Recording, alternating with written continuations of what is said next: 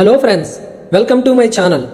Harish Shankar remake చేస్తున్నాడంటే ఎన్ని మార్పులు చేర్పులు చేస్తాడో ప్రత్యేకంగా చెప్పాల్సిన పని లేదు.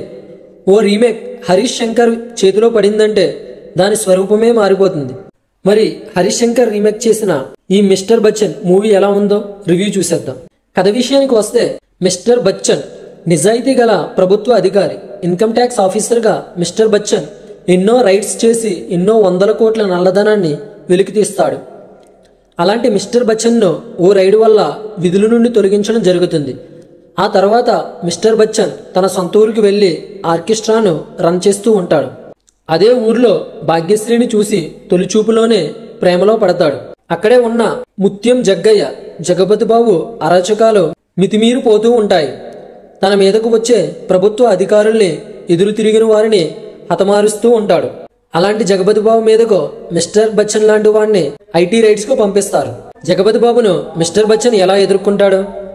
జగపతి బాబు ఇంట్లోని నల్లధనాన్ని మిస్టర్ బచ్చన్ పట్టుకుంటాడా లేదా? ఈ కథలోని భాగ్యశ్రీ పాత్ర ఏమిటి అనేదే మిగిలిన స్టోరీ.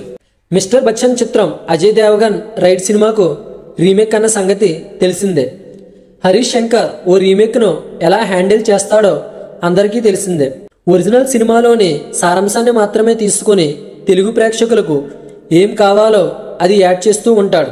మాస్ మసాలా అంశాలను చేర్చి హీరోయిన్ ట్రాక్ను మాస్ ఆడియన్స్కి నచ్చేలా డిజైన్ చేస్తూ ఉంటాడు.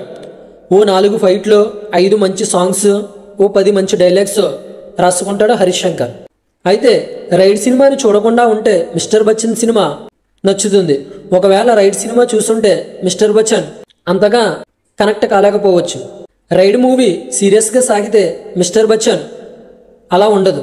ఇక మూవీలోని హీరోయిన్గా నటించిన భాగ్యశ్రీ తన అందాలతో ఆకట్టుకుంటుంది. ఇక మూవీలోని సాంగ్స్ కూడా ఆడియన్స్ని ఎంతగానో మెప్పిస్తాయి. మొత్తానికి రైడ్ రీమేక్గా వచ్చిన మిస్టర్ బచ్చన్ అందరినీ ఆకట్టుకోలేకపోయినా కొంతమందికి మాత్రం తప్పకుండా నచ్చుతుంది.